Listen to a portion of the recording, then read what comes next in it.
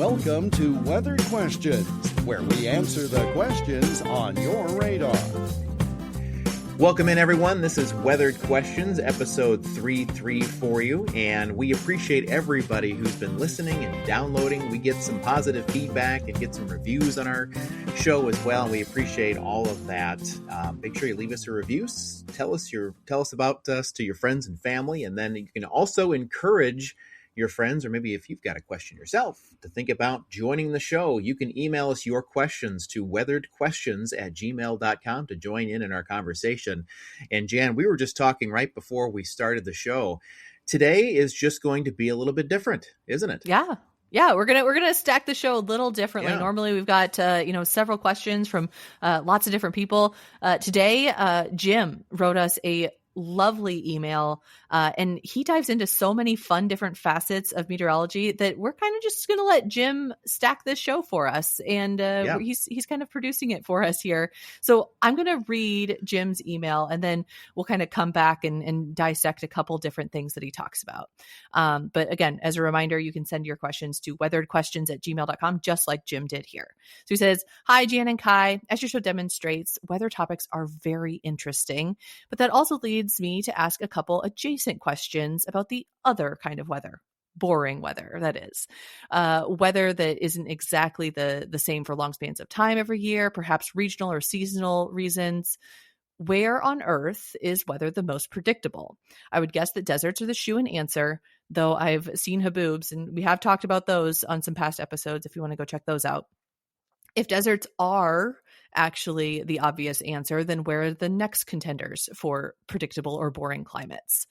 And then he goes on to say, he says, "My questions are premised on two details.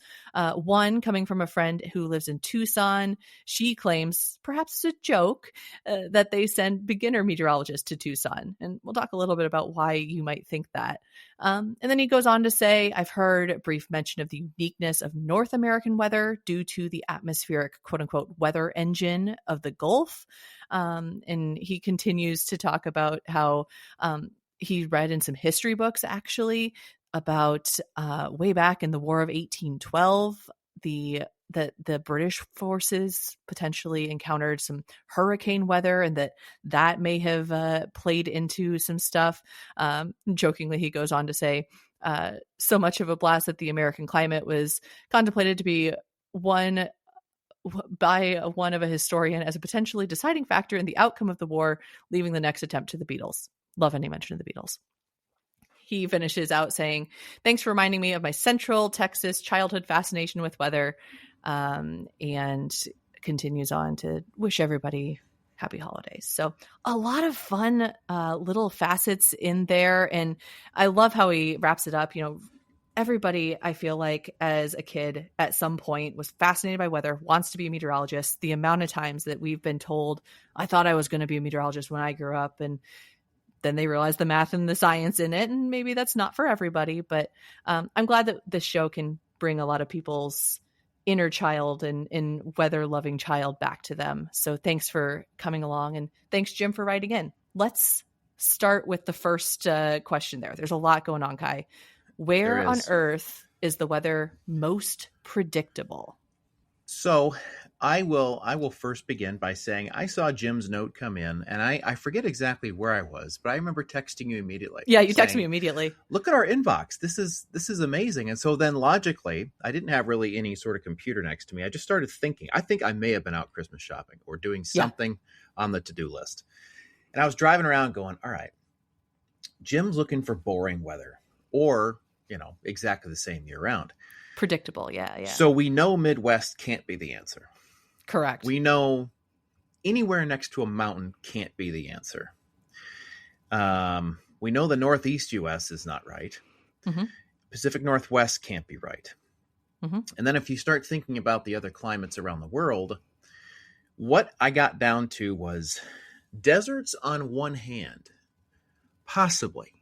But then, we think about the weather that Arizona, New Mexico can get. Yeah. And during the monsoon season, when the winds change, they can get some pretty nasty storms. It's not a lot, but it's something. In So general, like day to day, it is fairly predictable, but there are some Yeah. big seasonal swings that like you're talking about. Yeah. there are, and they have seasons too, just like the rest of us. So then, logically, I got down to okay.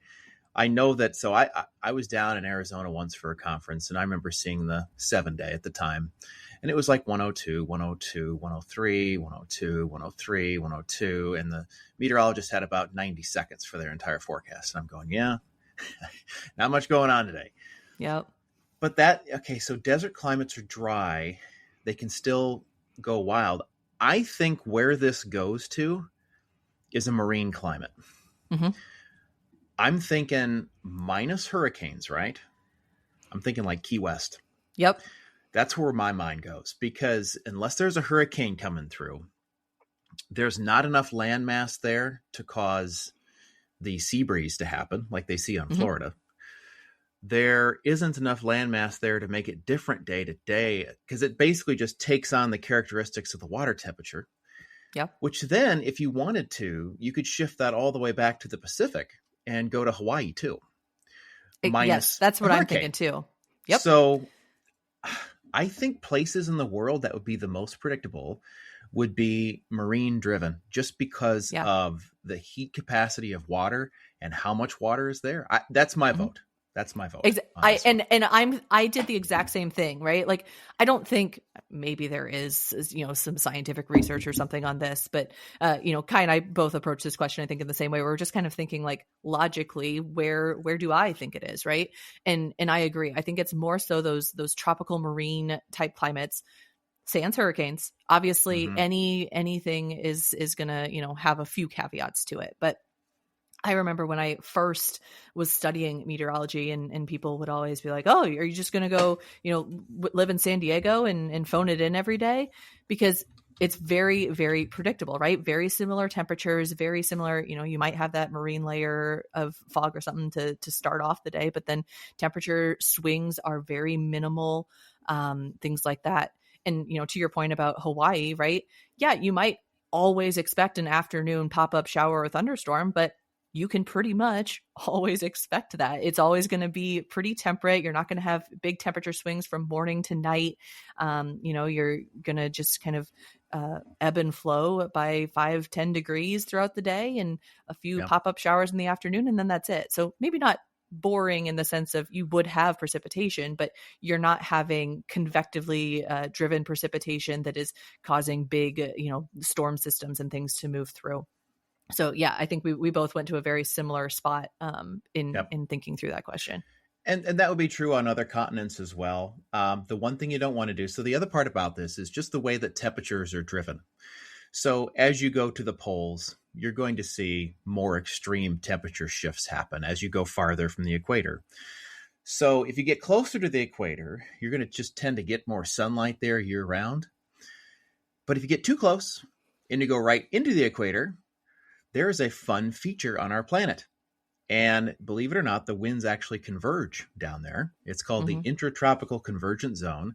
And you would think, well, gosh, if I could just get that much sun year round, I know exactly what my temperature is going to be. True. But you're going to have chaos in terms of thunderstorms down there all the time. And so the predictability then lowers, in my opinion. It'll be higher because of temps, but lower because of your precipitation. So you'd probably want to be, plus or minus, you go to the southern hemisphere, plus or minus 5 degrees latitude off of that area to get you far enough away from that zone to get you into more of a temperate area that doesn't have a lot of shifts, and Arctic air from either pole then can't get you. So, I mean, anywhere in the Bahamas is lovely. Yeah. For a year-round kind of deal.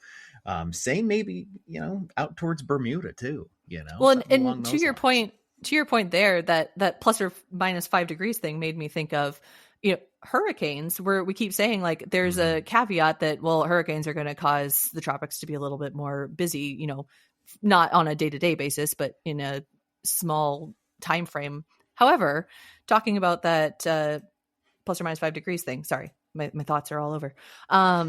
The hurricanes, they usually cannot cross over the equator, they cannot come within about 5 degrees of the equator because of the amount of force, centripetal and centrifugal force that's happening around the country or around the world. So you will generally not get tropical storms or hurricanes or disturbances within about plus or minus 5 degrees of the equator. And so that also, again, another point as to why things would be much more predictable in that area. Yeah, you're probably going to get some pop-up showers and thunderstorms in the afternoon because it's the tropics, but you're not going to tend to have volatile hurricanes and things like that. So, yep. Yeah. So that's, I think our mind both went to the same location, someplace next to water. Yeah. Someplace next to water. But this is why Jim's email is really taking the show, because there's a lot to it. There's a lot to it. And there's pros and cons to anywhere you live, really. Yeah, there is. I think the natural next step to kind of jump around in Jim's note here is to move on to the part where he talks about the Gulf and the weather engine that is the Gulf. So he notes, I've heard a brief mention of the uniqueness of North American weather due to the atmospheric, quote, weather engine that is the Gulf. So why is that happening? You know, that's where he talks about the War of 1812 and stuff, which admittedly I do not know a lot about, but I think we can draw some conclusions here. So Kai, I'll let you start off. Why is the Gulf something that makes North American weather unique? Well, pretty much it's the key factor in where we have Tornado Alley. Mm-hmm. We were all taught Tornado Alley. That it was actually a fairly narrow alley when we were in school. And probably when Jim was in school, maybe it wasn't even a thing. But now Tornado Alley is pretty much anywhere east of the Rockies because of the way that the Gulf is set up. And so the way the Rockies are set up, the way the Gulf is set up, that's a year-round pool of pretty warm conditions. And that's why actually the Southeast U.S. has a higher risk of overnight tornadoes than the rest of the United States does, because that engine down there is not fueled by sunlight. It is fueled by the heat of the water. So that area kind of now known as is Dixie Alley is what some people have started calling it, but two kind of hot spots for tornadoes across the country now. Yeah. Well, and if you think about it, if you've got an air mass up in the upper Midwest that is requiring the air to move all the way from the Gulf all the way up here to generate thunderstorms, or at least get the moisture here, it has to travel over a long distance, but it can get the job done. Farther down to the south, it's not traveling as far, so it's not losing as much punch as it goes north. So you're obviously going to have more of an issue with that. The thing about it is the Rockies also play a role in this, because these mountain waves can cross over, and then low pressure starts to develop east, usually of Denver. And what happens is it will start pulling south air from the Gulf areas or close to it. And then that is allowed to advect all the way north, even into southern sections of Canada. And so that can just make the entire area very, very vulnerable to severe weather and tornadoes. And even Canada has a tornado season. Canada even has a hail season. So it's not just the United States, but to Jim's point, it is a big driver in North American weather. If the Gulf were gone and it was a desert down there, we wouldn't nearly have the extremes that we've got. I don't know what we'd have, but it would not be what we have. Yes. I know that much. Yeah. I think it'd be very dry. Exactly. And at its core, what's happening here is you've got all of that warm, moist air coming up out of the Gulf, right? The Gulf is relative to the Atlantic Ocean, a shallow portion. So that's where you get a lot more warm water kind of pooling up, welling up there. And that fuels into, we've talked about hurricane season and things like that, right? That all plays a factor into it. So you've got that warm, moist pool of air that's kind of being ushered northward when the winds are coming out of the south across that Tornado Alley area, across the middle of the U.S. Then you've got all that upward motion coming from the Rockies, right? Air can't go through a mountain. It has to be pushed up and over a mountain. And so then you've got that coming off of the Rockies, and those two things kind of meet in the middle, right over the Great Plains, the central US. And that is the factor as to why Tornado Alley is where it is. And you've got, this large landmass. If you think about it, a lot of times you hear about, partially because ourselves, as well as many of our listeners, are in America. And so partially we hear about it because it's nearby, but there's not a lot of tornadoes that happen in places like Europe, or they do happen, right? It's not that they're impossible, but the topography, the climate setup, it just isn't the same. It just isn't as good and conducive to forming tornadoes as it is when you have that warm, moist air coming up from the Gulf and everything, all that upward forcing from the mountains, from the Rockies, that large mountain range. So it's two very potent driving factors that create Tornado Alley and that quote unquote, again, he said it well, very, very well said, Jim, weather engine across the US that drives all of our storms. Yeah. Anytime you add moisture to the environment, it's going to make the air a little more buoyant. And once that air heads up in the atmosphere, it's going to go into that condensation process, and it's going to start fueling things and releasing additional heat. So it literally is a latent heat weather engine is what it is. And we've seen a lot of extreme weather from that. Now, we can still see it from other features, but they usually come in from some sort of oceanic feature. A great example is, as of the recording of this show, we've had a heck of an atmospheric river event in the Pacific Northwest. And that is a very focused portion, very focused conveyor of moisture coming from the Pacific. And it hits those mountainous areas, those areas that have a lot of terrain, forces the condensation process, and all of a sudden we've got huge problems. And so it's the same type of deal, except at the Gulf of Mexico, we don't tend to get those, not at least to that scale, but locally, it's certainly much more extreme in that section of North America than what we typically see even around the world. So yeah, it's a great question. Absolutely. Great topic to bring up for sure.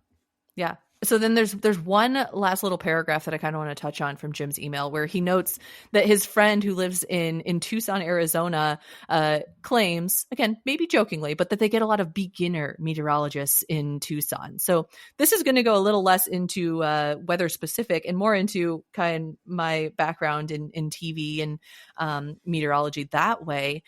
Why some parts of the country, or some markets, as we call them, why are there seemingly a lot younger meteorologists some places, and some places that you don't have those? What's all going into play there? Well, there's a lot. We're all about honesty on this program, right? Yep. Right. Young people are cheap. Okay. TV stations are cheap. It's true. That's number 2. Everyone, it's this commercial America, corporate America. Right. And number 3 is television salaries are driven largely by the amount of ad revenue that can be driven. Yes. So as a result, a lot of the larger market places, we're talking larger cities. And if you want to, you can always Google what's called the Nielsen market ratings. And they list all these towns and cities from 1 to, I believe, 212. And number 1 is your largest in the United States, and 212 is your smallest.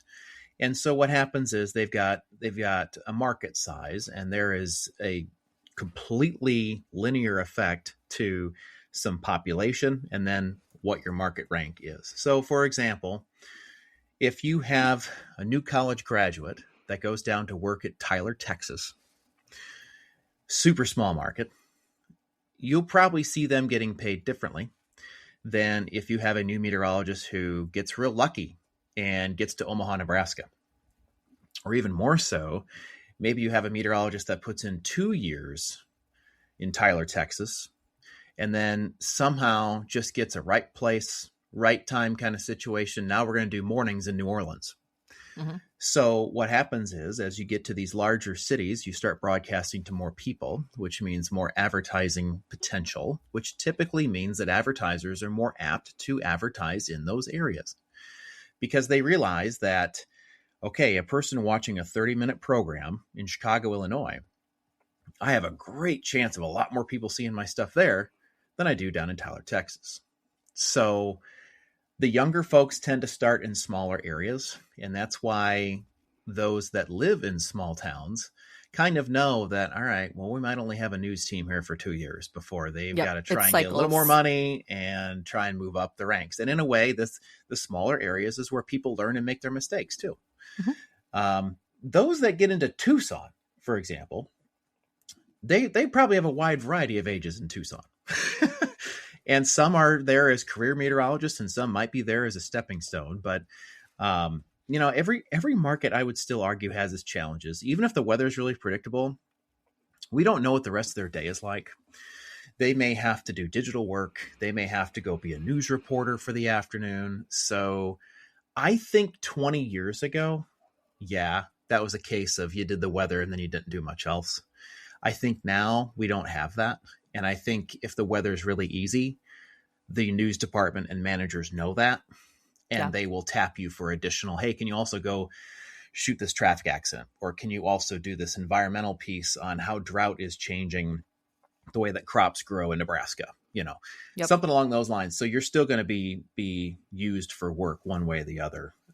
That's kind of my long-winded explanation of markets and people and salaries and how it all works. Yeah. And I think that's becoming a lot more common too, right? Like, maybe 30, 40 years ago, it was, you were a meteorologist and that was all you did, right? That was your job. But now with, again, corporate America, things getting stretched a little thinner in that sense, as well as just more demand, right? Where you're not only doing TV, you're also doing the website, you're also doing an app, you're also doing streaming. But people are getting stretched thinner. So you're not only a meteorologist anymore. You're also doing digital content. You're also, like Kai noted, maybe going out and capturing a story about something weather related or agriculture or something, depending on what part of the country you're in. So yeah, there is a lot more that you're doing, and that kind of compounds the things that Kai, you already noted about starting in those smaller markets and people wanting to jump around more because you're looking for something different, right? Not only are you trying potentially to climb in market size, but you're also trying to find maybe a different balance in some way. It's not only the size of market you're climbing, but that exact position, whether it's mornings or weekends or evenings, or whether it's, well, I want that, some people really enjoy doing those weather related stories and some people absolutely hate it. So just trying to find that exact balance of what it is that you're looking for. But we talked a lot about market sizes. So just for anyone who's, not 100% clear, because Kai and I both worked in the Cedar Rapids area, that's going to be like a low 90s market. Right now, it looks like it's listed at about 94. Whereas Tucson, for instance, is 65. So it's a little bit bigger. But by comparison, Phoenix or Prescott is market 12. So, you can tell the distance across Arizona, how much that jumps from Phoenix to Tucson. Top three markets, longstanding, it's New York, LA, and then Chicago. So those are going to be the big ones, the cream of the crop, quote unquote, or at least where the most ad revenue is and the most expected households watching are. While the smallest markets, just to give you the full spectrum, goes down to 210, Glendive, Montana. And then North Platte, Nebraska is 209. So there's a whole gamut, right, of markets and the whole gamut of reasons as to why people might bounce around. Yeah. Can I put you on the spot, Jan? What's up? Do you have Mankato in the list? I can do a control find and tell you. Mankato 199. Fun fact: I started in Mankato. Oh yeah. I had 1 week of experience in Mankato. I was a freelancer, and the GM at the time looked like the old man from the movie Up. Oh my gosh. And he was a tremendously nice guy. He cut me a check for $500 for 1 week's worth of work, and I cashed it, and I went and I bought my first suit with it. Nice. That's how my career started. So I technically started in market 199. Well, so worked up to Cedar Rapids. Technically started. So I lived and worked in Lincoln, Nebraska, which is a low 100 market.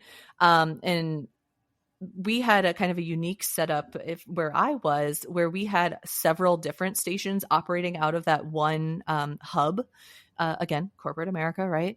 And so I did a lot for North Platte, 209, second smallest market. There you go. And then Nice. we also, Kai, you'll know, through our most recent positions, did a lot of work with Ottumwa, Kirksville, in Southeast Iowa. That's market 200. So Nice. again, a lot of smaller markets, but also right next to those bigger markets, like again, Cedar Rapids or Des Moines, that's in the 60s somewhere. So Yeah, it's you tend to have, just like population centers, those larger markets, and then some smaller markets kind of right around. And sometimes you'll have a little bit of overlap in terms of the people that are helping with those smaller markets coming out of those bigger markets as well. Again, just with the way that things are these days. Yeah, no kidding. But these are all great questions from Jim, no question. And this is the longest email we've ever received. Yeah. Thank you, Jim. Like Jim from Cedar Falls. Thank you for sending in your note. If you thought of anything based off this conversation, or just have your own story of weather wonders that you want to share, we would absolutely love to do more of this. That was a really, really fun kind of thing to go dissect all of those little facets. So thank you, Jim. Yeah, thanks very much. In lieu, real quick, Jen, in lieu of our trivia question today, which we'll get next week, we're starting to get really close, like painfully close to Christmas. Yes. And I know some folks listening right now don't have it done. And that's okay. You don't have it done. That's okay. Just real quick, just a couple of minutes between the two of us, Jan, between last second weather gifts we might be able to give the weather enthusiast in our lives by the time we get to Christmas Day. One of my favorites is, I've got two favorite books that I recommend to kids usually. One is called The Book of Clouds. The author is John Day. And then another one is 30-Second Meteorology. I actually found, so the Book of Clouds I bought brand new, but 30-Second Meteorology is a nice mix of low-end, moderate, and high-end meteorology that just grabs a topic and gets it to you in one page. So it's a 30-second read as to what it is. So it's a nice bite-sized book. I bought that used at Half Price Books here in town for $7. Nice. So if you've got a weather enthusiast in your family, couple of quick weather books to get them through winter break might be a good idea. Yeah, I have like a book that's like a cloud a day, and it's literally like a 365 page book of just like, here's a cool picture of a cloud and a small paragraph about it, right? Those kinds of books are always fun. If you are looking for kiddos in your life, one of my personal favorites, and again, none of these things that we're saying are sponsored. We're just sharing what we love, right? One of my favorites is a series called Belle the Weather Girl, which was written actually by one of my mentors. She's the chief meteorologist up at one of the stations in the Twin Cities, Belinda Jensen. And she has a series of 6 books that is really cute in how it communicates, weather can be scary when you're a kid. There's a lot of big stuff happening, but once you understand it, it's actually really not that scary. And I think that's where a lot of meteorologists kind of get into the field, is maybe experiencing a really big storm and being a little scared of it, and then understanding what's actually going on and finding a love for meteorology. There's also all kinds of fun little like experiment kits and stuff, KiwiCo or Crunch Labs or a couple that come to mind right off the top of my head, but physics related kits, or engineering style kits, those different STEM kits and stuff. There's so many good options that you could get for the kiddos in your life. If you want to, speak more to maybe the weather enthusiast dad, weather stations. We talked a little bit about those all the way back. I had to go research this. Episode 1.2 is when we talked about weather stations. For download. You can pick it up right now. Been a hot second. And another kind of fun thing, if you want something like, a mantelpiece or something, there's Galilean thermometers or barometers that you can have, which are, probably seen on like those really tall glass tubes that have like little globes that bounce around. They are gorgeous. So that's always a fun little thing too, just to have a little decorative piece, either again for the mantle, for your office, whatever it might be. And a new thing, maybe not new, over the last several years has been these things called storm glasses. You can get them like the shape of a cloud. I've got one actually behind me in my office here. Or they come in like a teardrop shape, and supposedly they help kind of predict the weather. I don't know. I've had mixed reviews personally, but they look really cool. So that's always fun. Oh yeah. Cause they turn foggy, right? Yeah, there's like, I don't know what the solution is inside of this glass, but it's like a closed system, and it'll like turn like frosty, or like the crystals will collect differently based on different types of weather coming in. At its core, what's happening is it's probably related to pressure and temperature differences, similar to that Galilean thermometer or barometer, depending on which style of those you get. But again, supposedly they work really well, but meh.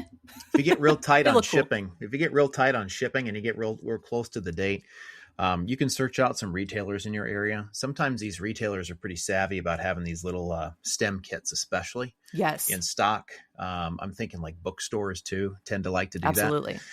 So if you're just thinking about a last second deal, might be a neat idea to get a stem kit with weather in it. Could be some really fun stuff over winter break. And it's so fun because kids absolutely love those, and they're great because they keep learning too.